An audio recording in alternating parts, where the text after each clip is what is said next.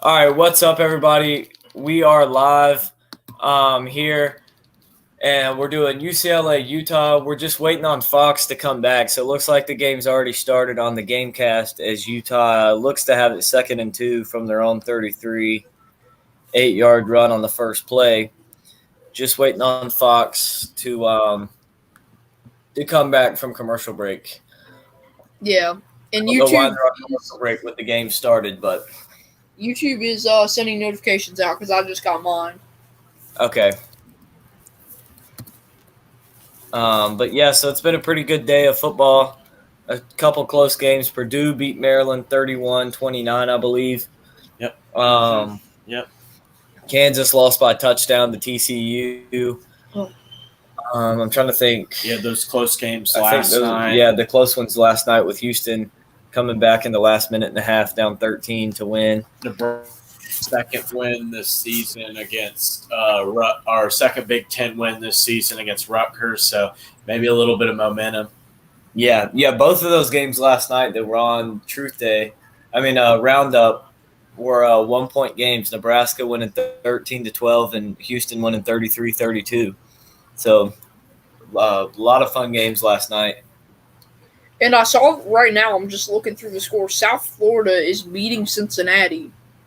Yeah, that surprises me. South Florida has played somewhat competitive throughout the season, so I think that they're doing a little bit better, but I don't know how much.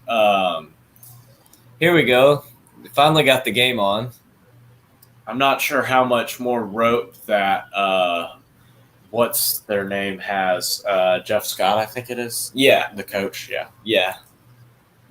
So, what are your thoughts on the Oklahoma game, Anthony? I know that Texas just absolutely beat up Oklahoma all throughout the game. Scotty B says first shutout for Oklahoma first time Oklahoma's been shut out since 1998. Interesting. That's the year before that Bob Stoops got there, I believe. I think so, yeah. I will take the Texas win as much as I can't stand them. Because of the fact that they beat West Virginia. So I'll take it if it makes West Virginia look any better. Yeah. Well, I don't know if West Virginia is definitely, I think, at this point, the worst team in the Big 12. I think that's definitely true because all the other teams that I thought were going to be a little bit more disappointing, like Texas Tech. I didn't think Kansas was going to be this good, even though I thought that they definitely had some potential. I didn't think they were going to be as good as they are.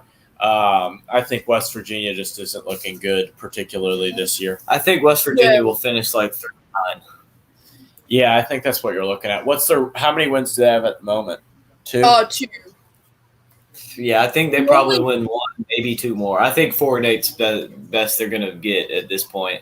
The only as Utah will punt on their first drive, and UCLA will fair catch at the 11. The only possible win on the roundup with me picking Utah and you picking UCLA. Yeah, I got the Bruins in this one, so I'm going to be cheering for Chip Kelly here. What were you saying, Anthony? Sorry. I was just going to say the only win I see for West Virginia is Oklahoma in Morgantown. Yeah, I think that like Kansas plays Oklahoma next week. I expect that to be a pretty big Kansas win with how bad Oklahoma's playing. Yeah. So I think that they're not playing well. I think with the college football playoff, I find there's a lot of interesting scenarios going in and what's going to happen and stuff like that. So it could be really interesting with this year.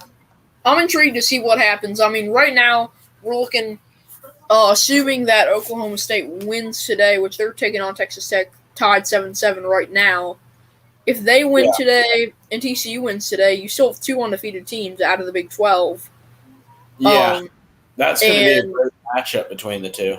It will be. So I think that at this point there's a decent chance that a Big 12 team could make the playoff. I think there is. I think there is just as good of a chance that a Big 12 team makes the playoff as a Pac-12 team. True. because like I'm not a big believer in I'm just not a big believer in USC particularly. Yeah. So I know that some people are, but I'm just not. I think they'll go 9-3, 10-2. But I just don't see them winning. I just don't see them winning or making it to the playoff. Yeah. Yeah, I think that it could be interesting going into this. So, what were your thoughts on the TCU Kansas game? If you got any watching of that game, I watched a decent amount of it. I watched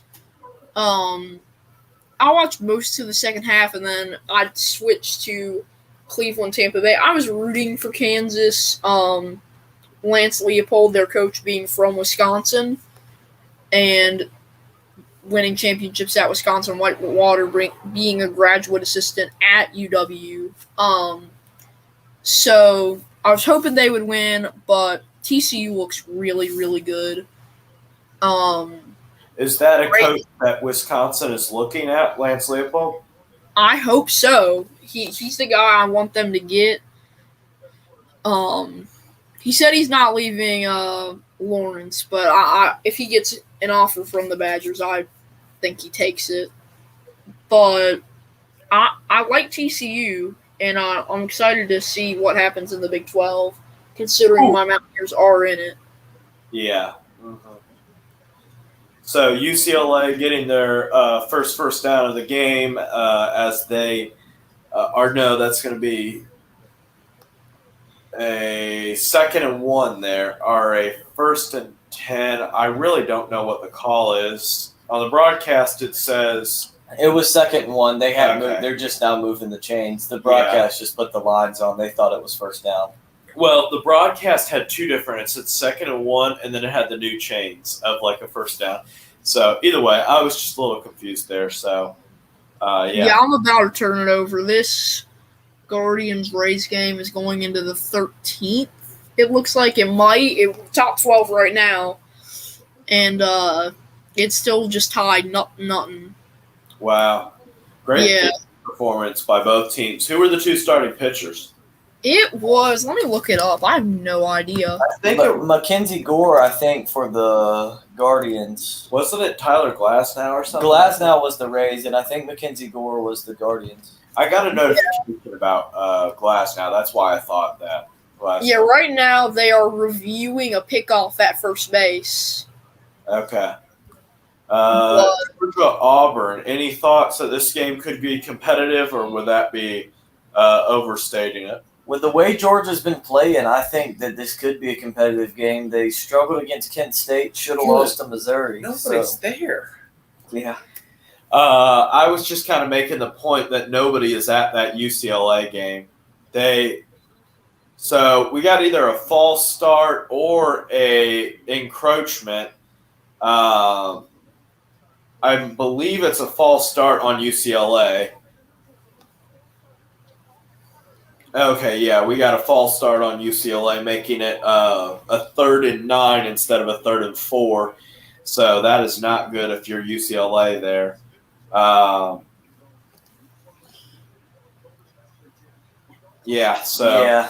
False start. I mean, offsides there, right? No, they called the false start. They didn't. It looked like he was short of the line of scrimmage. Yeah. I couldn't really tell because it wasn't straight down the line. It wasn't on an angle. Yeah. What about that Tennessee blowout over LSU earlier? I think Tennessee looks good, and I'm going to be very interested to see how the matchup with them and Alabama goes next week. Very interested. That'll be great next week. And also with the Georgia-Auburn game, I think Georgia will win comfortably, but if it does end up being a blowout, I think that Auburn fires Coach Harsin. Yeah, I just think that good stiff arm from Utah's nice returner, getting it about 10, 15 yards all the way to about the 32-yard line. Oh, and they just called them out on the pickoff. So now it's going to be 2 out with a man on first, it looks like.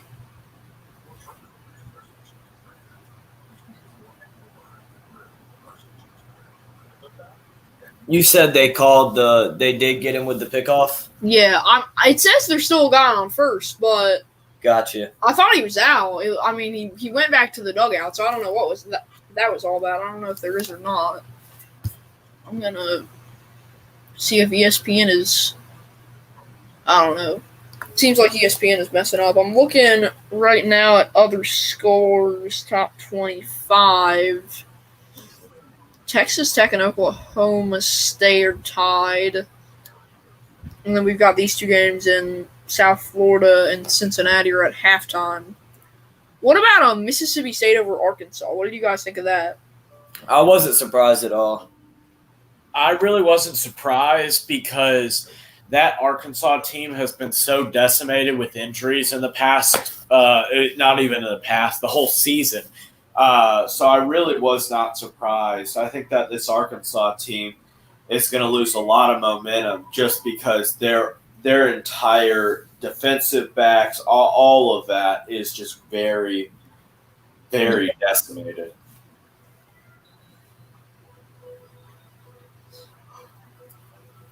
So it should be interesting going on to that. What are your thoughts on? I know this is a football stream, but what are your thoughts on the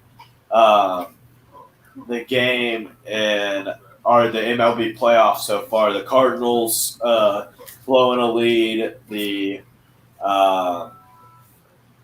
blowout of the Mets. What are your thoughts? Well, first of all, go Phillies.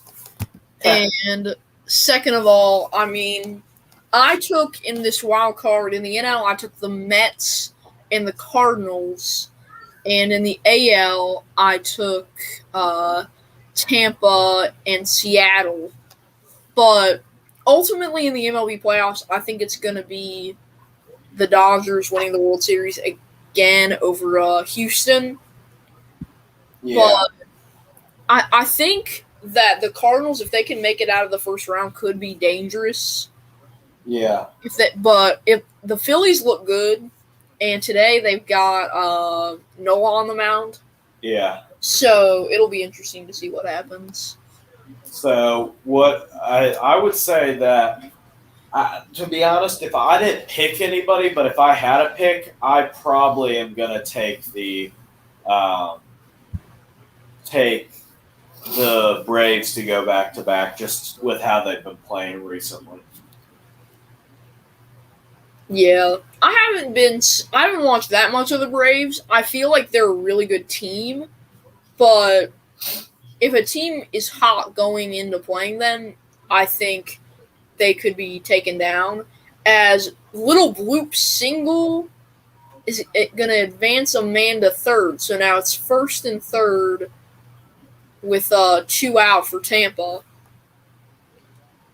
Another 8-yard run for the Utes on first down, and then another run that gets them much past the first down marker, probably about a 15-yard. I thought you were saying that was an 8-yard run. No. I was referring to the first one. I got the first drive, and then about another 15-yard run.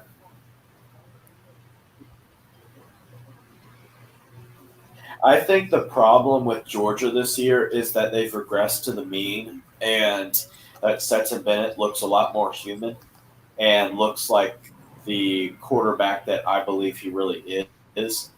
A sack coming from UCLA there as number 36, I really do not know his name, gets a big sack with about a loss of 7 or 8 there.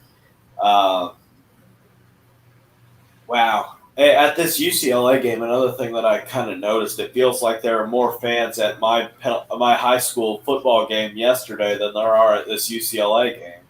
I know that's a little bit of hyperbole, but there were about 2,000 to 2,500 at my high school football game yesterday, and it's not anywhere near a packed house at UCLA today.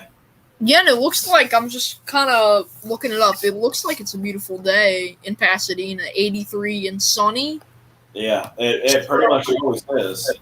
Yeah, I'm surprised it's so empty. I think that UCLA just doesn't have a football type of fan base. Though True. their football team has been decent in the past couple of years, they just don't have a football fan base. I just don't believe. Yeah.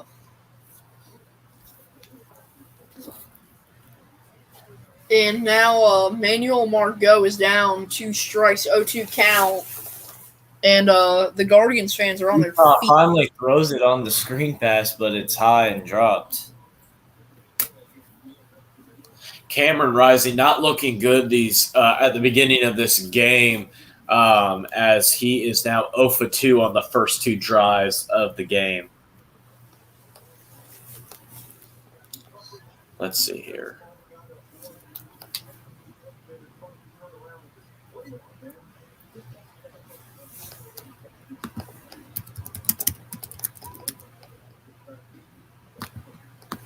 Let's see here. I'm gonna pull up the. I'm trying to pull up all the scores right now and see what's going on.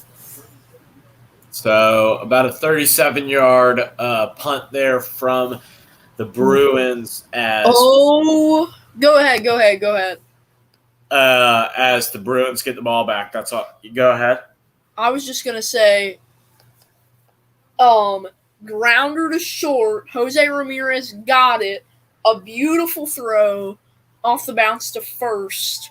They call him out, but Tampa Bay is gonna look at this, and if they win the challenge, a run is gonna score, and they'll be up 1-0. Does it look like they'll win it or no? It looks like they will lose it. Really close though.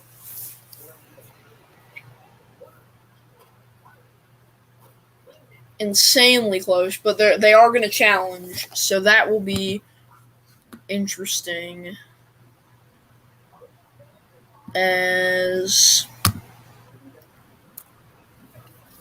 Yeah, Ramirez. If that call stands, that will have been a perfect play. Off balance throw there. As I just see Ohio State, Michigan just started, so that'll be interesting to watch. As they're gonna call him out probably. I'm looking at a second replay. Yeah. But trying to see if I can get ESPN load. There we go. Wisconsin is beating Northwestern, so that's good. You don't see that much. Yeah. And somehow Graham Mertz already has a touchdown, it looks like. Oh, wow. They're playing Northwestern, aren't they? Yeah. Yeah, they should play well then. Northwestern, they played decent against Penn State last week, but they really played bad all year other than that Penn State and Nebraska game. They even had losses to Ohio, not Ohio State, Ohio and Southern Illinois. Yeah.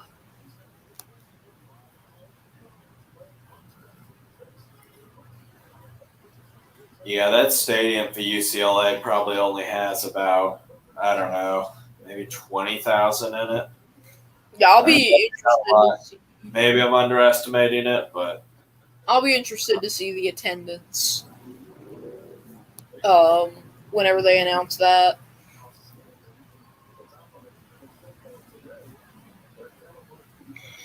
Here, now that it's on break, I'm gonna turn it off about a 4-yard game or a 3-yard game. I'll turn to Fox for a second. Auburn has the ball with about 5:33 left in the first quarter at their own 24-yard line, as UCLA once again hands the ball off for about a 6-yard gain, making it a short 3rd and 1.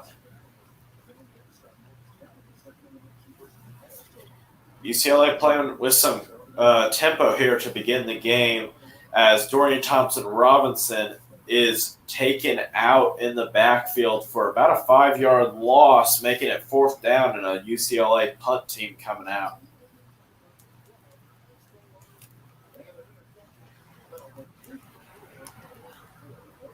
Oh, that's a whole lot better. Oh my goodness.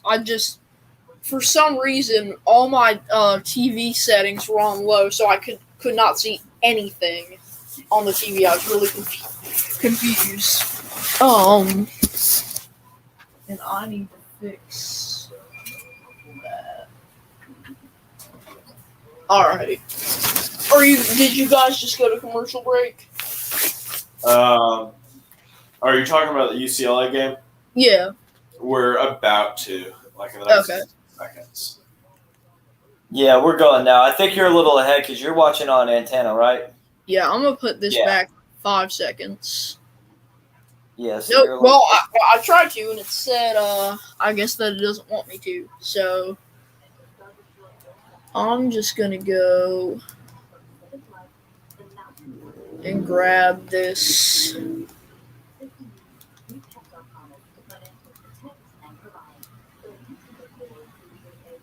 It's the second wild card game just started in Toronto at Rogers Center. Yeah. A lot happening. I know that the Hawks beat the Bucks earlier in the UAE for preseason. I mean, that doesn't really matter. The Bucks didn't start Giannis, Middleton. They benched like their entire starting 5. But now the Hawks only played Trey, John Collins, and Capella, I believe, from theirs, but still. But I think that the NBA starts in like 2 weeks? I think so. I think it's actually in a week, like in less than a week. I think yeah, maybe. The Bulls play on the 14th or 15th, I think.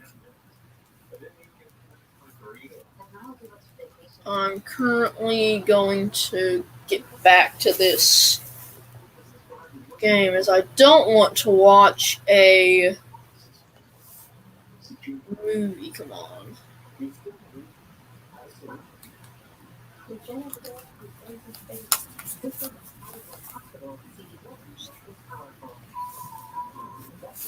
Some of these commercials are so bad. It's so nice if one of these commercials actually is decent. Yeah. As I know you were talking about Ohio earlier, they're beating Akron 34-20 in the 3rd right now. That looks like a good game. Wow.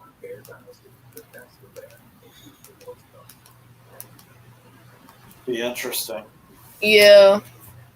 I mean, I don't think anyone cares about the MAC, but they always produce decent games. Yeah. Lane Kiffin has a SIP shirt on. Instead of the SEC, the logo says SIP. So, a little interesting.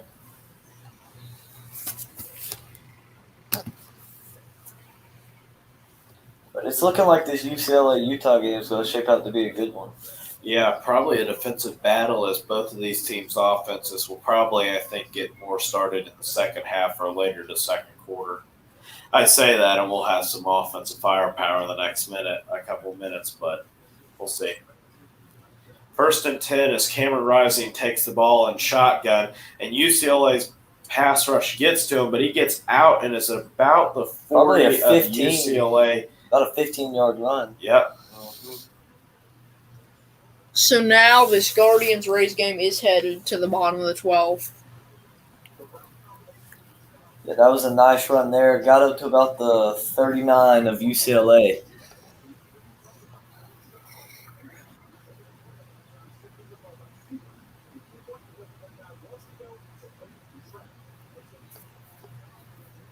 Nailers coming up for Cleveland.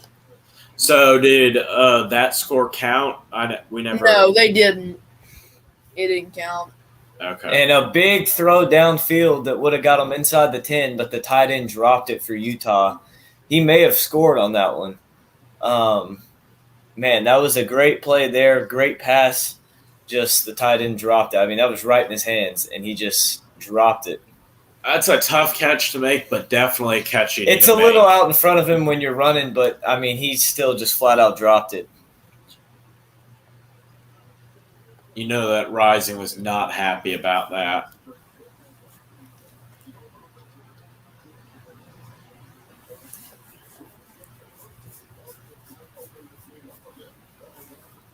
Yeah, let's see here. I'm opening up the. What do you guys think about both of your games?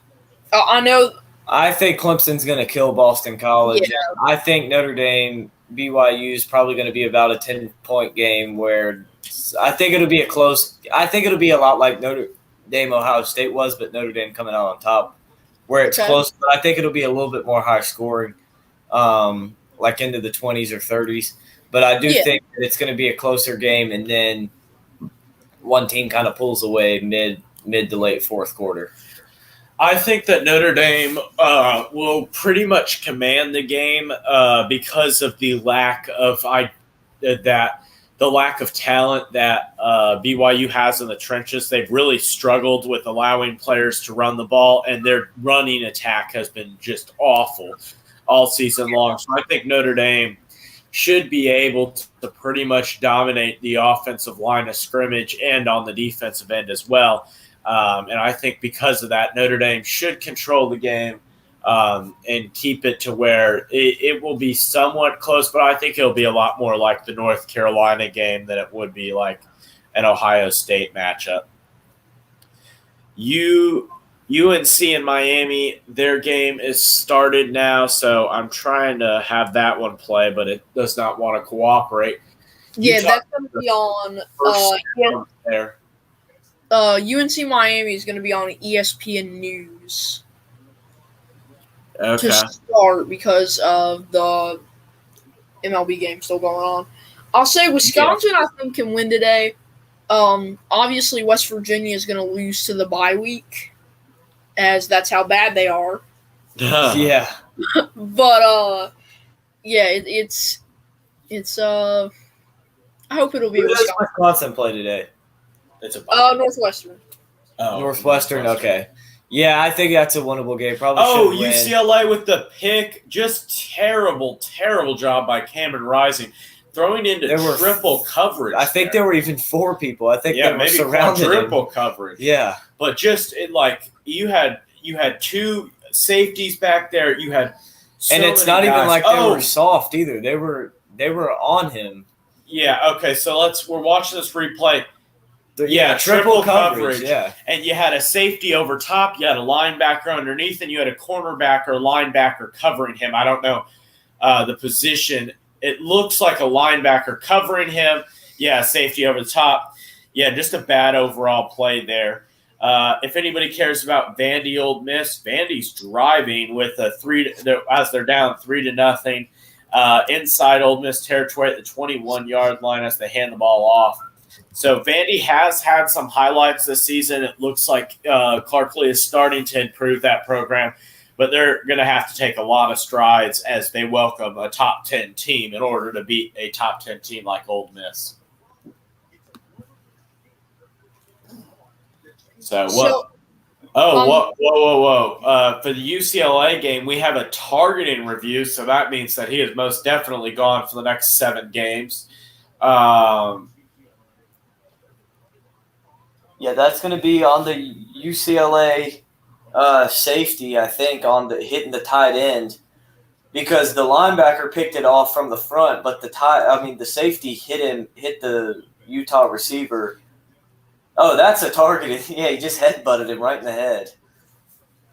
They're going to get it for I mean, what was he doing right there? He just straight up headbutted him. I don't think his head moved. It was the tight end. He definitely did that. Go back. He definitely. I don't know if they call that. Here's the problem. Yeah, targeting. Okay. He headbutted him. Oh, there's a guy from Lawrence, Jada McCowan. Do you know who he is? Mm-mm. For Vandy. It's from Lawrence. But yeah, he just straight up headbutted him. I don't. Even if he thought the tight end caught the ball, why the heck would you tackle him like that? Okay, so let's see this play one more time. Yeah, he leans into him with his headbutting him. What just happened? I am very confused on what just happened in this Cleveland game. They called. I thought I saw the pitcher running off the field, as ESPN's graphic says, N12th, but now there's a man on third for Cleveland. Okay. Interesting. I'm a little confused by. Oh, KJ Jefferson was also out for Arkansas. So I didn't even know that. I didn't either, but yeah, I'm glad I picked this state. Yeah. Is UCLA going to start from their 3? They get to about their 7. Yeah. So it'll be about a 2nd and 6 here for them. Quinn Ewers, the most lopsided win in the series to Texas, is one of the things that ESPN was saying. So 2nd and 5 here for the Bruins at their own 7-yard line, as Dorian Thompson-Robinson goes in shotgun, drops back, has a wide-open man on the sidelines, the tight end out about the 48-yard line for the Bruins there. Ohio State, less than 4 minutes or a little bit more than 4 minutes in the game, already with a touchdown on the board. Just terrible coverage from Utah. Looks like a little bit of a miscommunication there.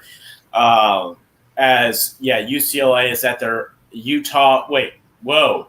How's that the 44-yard line? I don't know. A big hit there, but all the way down inside the 20-yard line there. 1st and 10 for the Bruins, as the Bruins continue to use a lot of tempo here to get this game started. So what just happened is it seems like it seemed as if, I don't really know, but like Jimenez tipped it. I have no idea, but apparently somehow, off either a strikeout or a tip, it was a fair ball, and the guy ran, but the umps called it an out, and they're headed to the 13th. Interesting. So I have absolutely no idea what just happened, but it was chaotic. North Carolina with the lead over Miami, 7-0 with about 9 minutes left in the first quarter. Duke, 2nd and 16 at the Georgia Tech 36-yard line, as that game has about 7 minutes left in the first quarter, as UCLA continues to drive down the field to the 11 or about the 11, 12-yard line now. 3rd and I believe 1. I'll be right back. Okay. 3rd and 2 here for the Bruins as they marked him down at the 12-yard line. Big play here, as I believe this probably isn't. Oh, Dorian Thompson-Robinson all the way to the 6-yard line as that QB sneak turned into a QB drive, as he kind of just drove the entire line as Utah just didn't have a defensive tackle where Dorian Thompson-Robinson was lined up. And the center kind of got the inside lane on him and just opened up a hole for him. So 1st and goal for the Bruins at about the 6-yard line. One more play remains in the quarter, it looks like, unless if you get an incomplete pass here. It's about 30 seconds left on the clock, as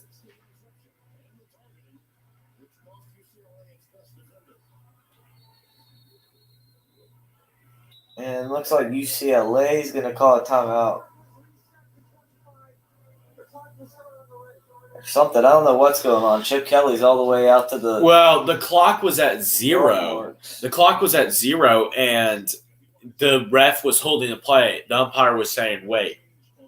Well, if UCLA substituted, then Utah can substitute. Yeah, but UCLA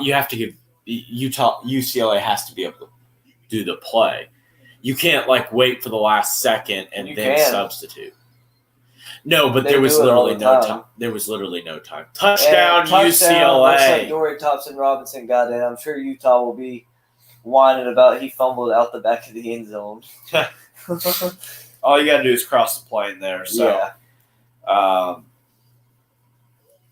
A big touchdown there for the Bruins. A great drive overall. Yep. So Cincinnati losing to UCF still, or USF still, but they have the ball at the USF 22-yard line.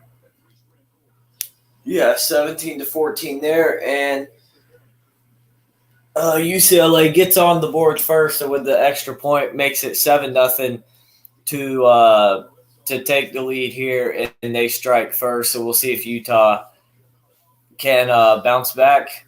I know I keep making this comment, but like this student section is more pathetic than my high school student section. And that's just bad. They also don't fully open up every seat in the stadium either. I know there is empty seats where it's open, but if you think about it percentage-wise, it's probably just as full as most other college stadiums. Yeah, but the reason why they don't open up all the seats is because they won't sell all the seats. So yeah, but that's expected when you're in California, especially particularly the LA area. It's not a big college. No, it's not. Your stadium isn't on campus either, so that it needs to be on campus. Pitt struggles with the same thing. Now, obviously, they get a bigger crowd than UCLA, but they struggle too. But that's just because they're Pitt's not a football place. Yeah, Pittsburgh is a massive football town. Oh yeah, it always has been. So I'm pretty sure I figured out what just happened. I went back and I watched and I muted myself so I could listen to what the announcers had to say on this play in the last inning. And what essentially happened is Jimenez thought he didn't swing on the 1-1 pitch. So he thought that the count was 2-1. It was called a strike.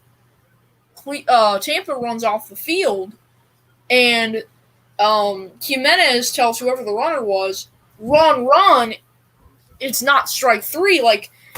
So the guy goes all the way to third, and because Cleveland thought that there was only 1 strike, when there were actually 2, and it was a strikeout, as an error by Jose Ramirez, but he still gets him out. So now they're headed to the bottom of the 13th. Still 0-0. So 3rd and 5 for the Hurricanes as UNC gets a sack, maybe pushing the Hurricanes out of field goal range at the 36-yard line. So you're going to have a 53-yard field goal. Tony Grimes getting the sack there, making it 4th and 10 for Miami inside their own territory. And whatever you guys were talking about, I did not mean to interrupt that. So if you were still talking about that, I apologize. No, you're fine. So 53-yard kick here for the Hurricanes. A big kick just for momentum's sake, as North Carolina is already winning 7-0 on the road. The kick is up and it is no good. Wide left, plenty of distance though. Yeah, that kick looked like it could have been, if it was down the middle, it could have been good from about 64, 65 yards. That it had plenty of leg. That kicker definitely has leg. Also, Michigan has officially on a 53-yarder. Michigan has officially clinched their bowl spot. Yeah, so they have 6 wins, so they are the first bowl eligible team officially. Yeah. Yeah, Clemson can be officially bowl eligible with a win tonight against BC, which I'm sure they will win. Yeah. I don't think Djokovic is going to be much of a problem. No. I know that I'll say this as a Notre Dame fan, and I told Lincoln this earlier when we did the podcast. I said there were a lot of people that were mad at Brian Kelly and stuff like that for having Phil Djokovic leave and staying with Ian Book, but I think it's definitely been proven right in the past couple of years that was definitely the right decision to do that, because I don't think Phil Djokovic does what Ian Book did. And I think that was the right decision to make, even though I know a lot of people at the time were very against that.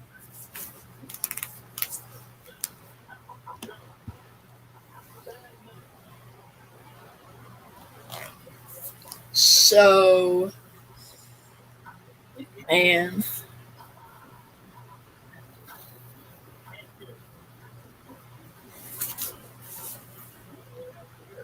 lot of places on commercial. Yeah, pretty much everything on commercial break. Bet- This is looking like it's going to shape up to be a pretty good game here. Yeah. UCLA, Utah. UCLA up 7-0 at the end of the first quarter. We'll see if Utah's offense can get going. Neither offense was really going at all until UCLA went on that drive. Vanderbilt causing a 4th down here for Ole Miss. Ole Miss is going to go for it. And they are going to incomplete. Vandy's going to have a 4th down stop there for him.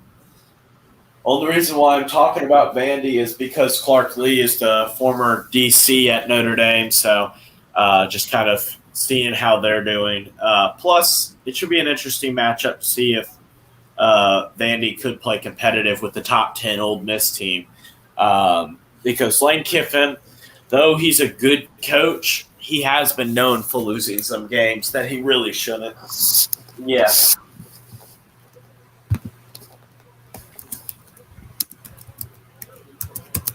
Oh, yeah, for sure. 3rd downs, both teams 1 for 3. Both teams with 5 first down. Utah, 82 total yards. UCLA, 124 total yards. And I guess technically the difference right now is that turnover for Utah. I would really say the difference has been quarterback play. Cameron Rising 1 for 5 with 14 yards and an INT, and Dorian Thompson-Robinson are just, I'm going to just say DTR, is 6 for 7 with 96 and a rushing touchdown. The ball is handed off as Utah continues to gash the UCLA team on the run game.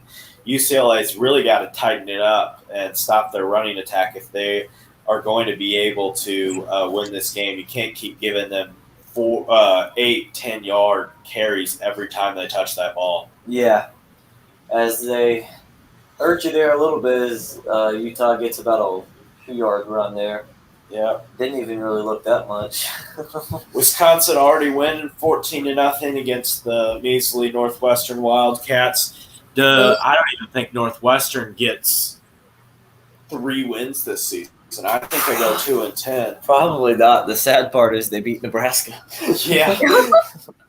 Yeah, man. Scott Frost, Adrian Martinez was so hurt during that. And that entire, I think what has been shown in these past couple of weeks is that Nebraska, I believe, is 2-0 since Scott Frost is fired. It kind of shows that I don't think that it was Scott Frost was just a terrible person or a bad coach or anything, but he just definitely didn't know what he was doing at Nebraska. So. They definitely would have lost last night if he was the coach with that being a 1-possession game. Oh, yeah. No way they win that one. So in Cleveland, there's a man on with 1 out in the bottom of the 13th, and whoever the pitcher was, really, I think it was for Tampa, just came out of the game for a new pitcher. Rising cuts back on the 3rd and 5 and gets the first down. Looks like we may have a holding call based on where the penalty flag is. Some kind of flag down on the play. I don't know. Maybe PI based on the ref's hand motions. Holding on the defense. So 10 yards added from the end of the run. Where is the penalty? I think it was on over here.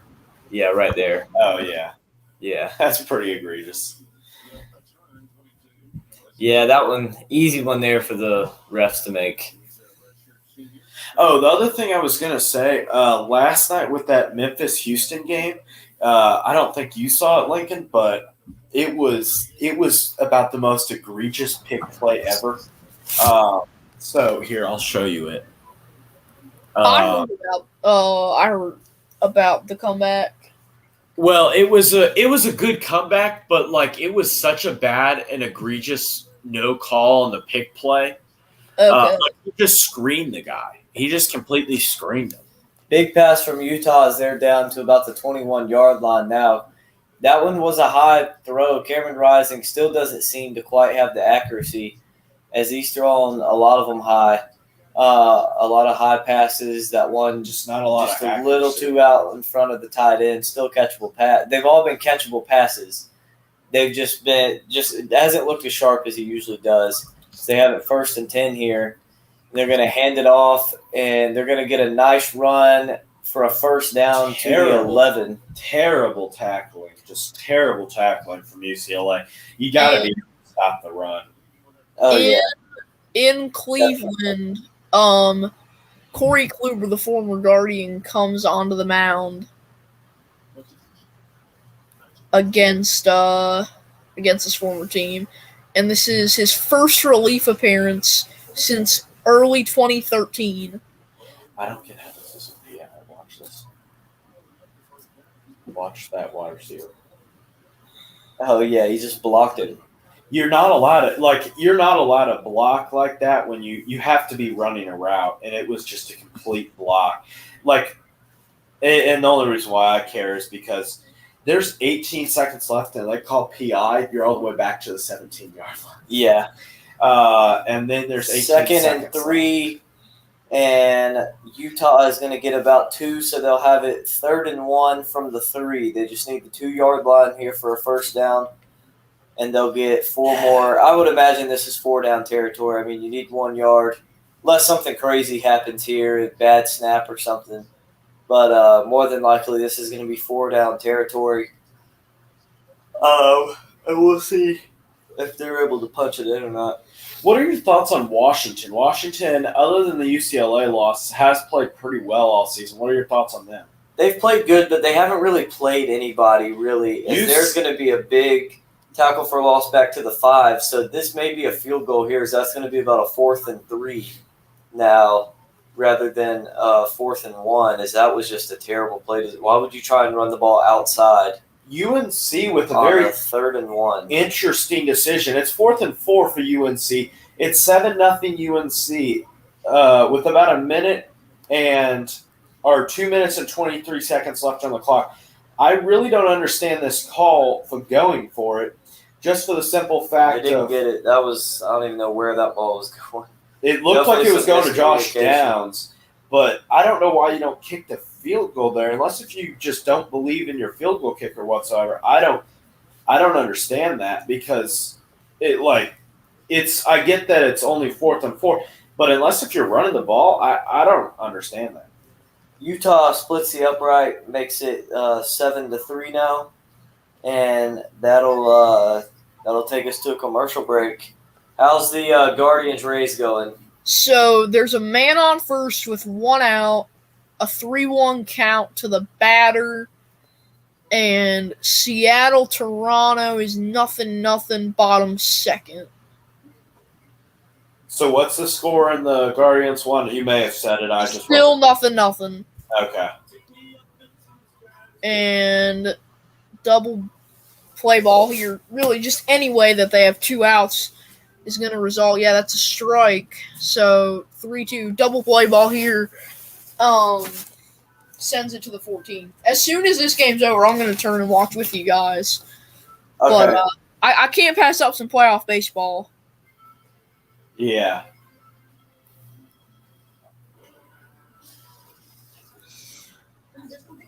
And it's the bottom of Cleveland's order up here, too. Swing and a miss. 2 outs. So now I think the top of the order will come up. Whoever the number... It's going to be Ahmed Rosario who's coming up now.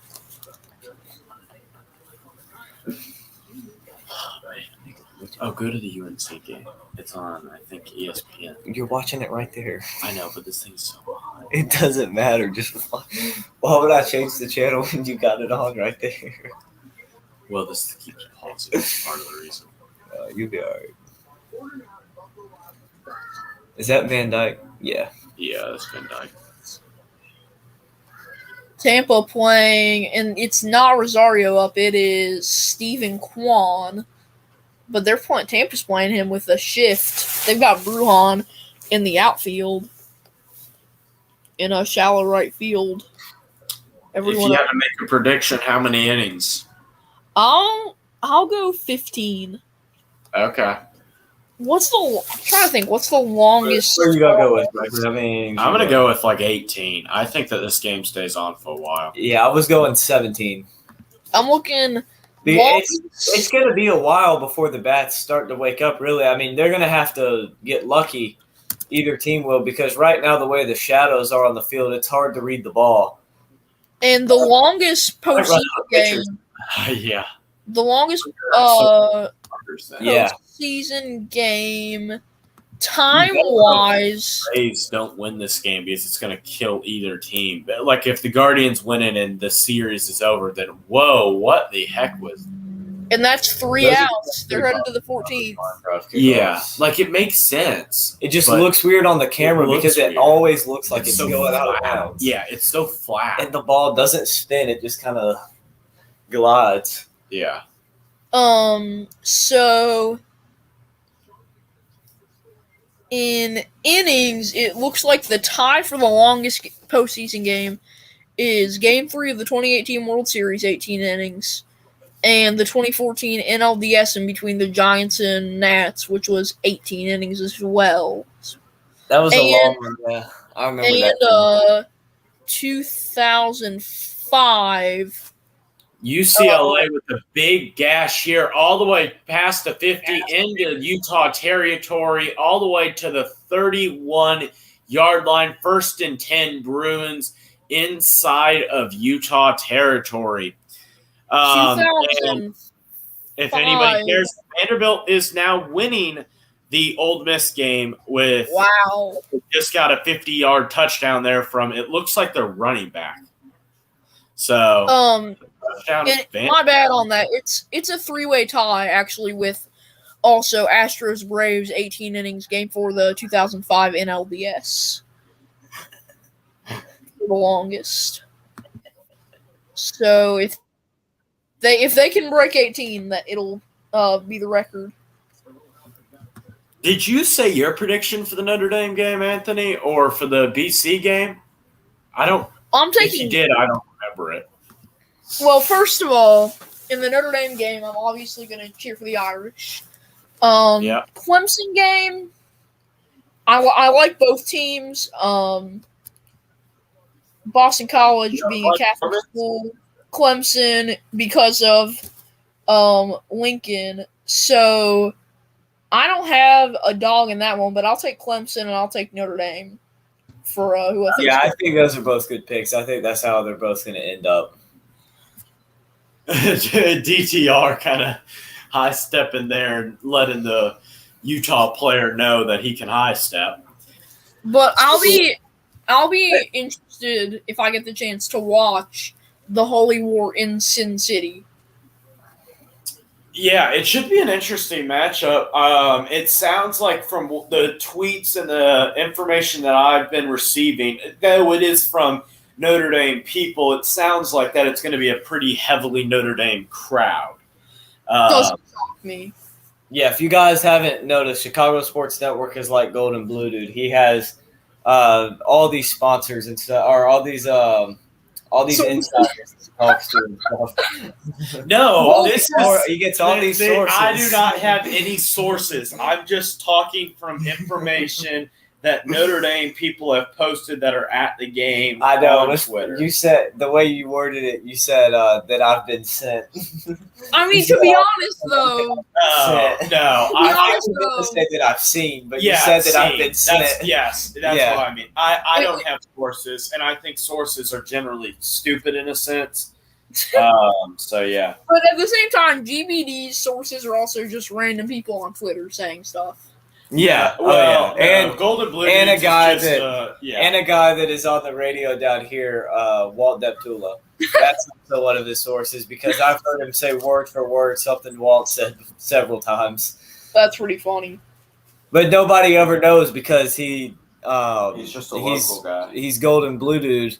So a lot of the people are West Virginia fans, and Walt's just local radio. So nobody. I think you're the only guy I've seen on Golden Blue Dude that's from that area.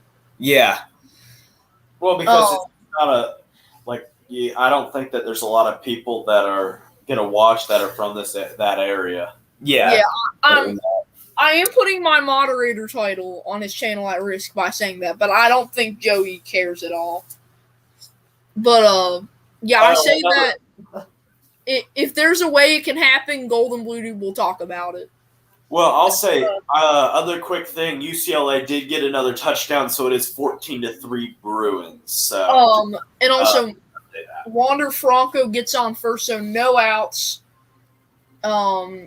Man on first, bottom or top 14 for Tampa, and Toronto's up 2-0 over Seattle in the bottom of the second after I'm guessing a 2-run homer.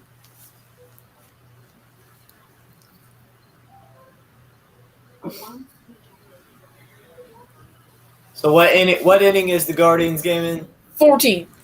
All right. So you said 15. I said 17, and he said 18. I'm starting to think it might go 16, the way the 14th is playing out. But it is just, you can see both teams are just like, why are we still here? But the crowd is still almost full. I see a couple seats empty, but mainly, and I'm going to look at the Cleveland weather. It's 53 and sunny there. So a little chilly, especially down by like Erie, but the ballpark isn't right next to it. Unlike First Energy Stadium where the Browns play, but in a swing. So now Arozarena goes down on strikes, and Sam Hinges has his third strikeout of the day. Wow. On 18 pitches.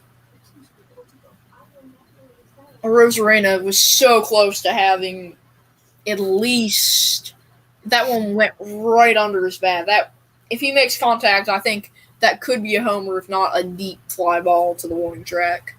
Yeah. It's one of those two, the way that looked.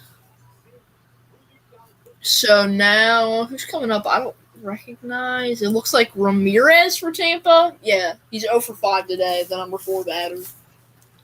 How's the UCLA Utah game going? 14-3? 14-3, yeah. Okay. Yeah, Harold Ramirez, the DH for Tampa. As I see Terry Francona in the dugout after he was arguing last inning. I'm surprised, or 2 innings ago, not last inning. I'm surprised that he wasn't ejected after he was arguing. The ump looked so close to ejecting him. But now 0-2, 1 out. And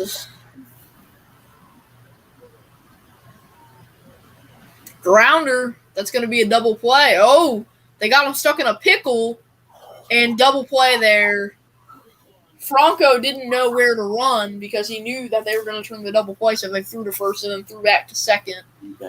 So mid-14 now, 0-0. Both teams with 4 hits, no errors on either side.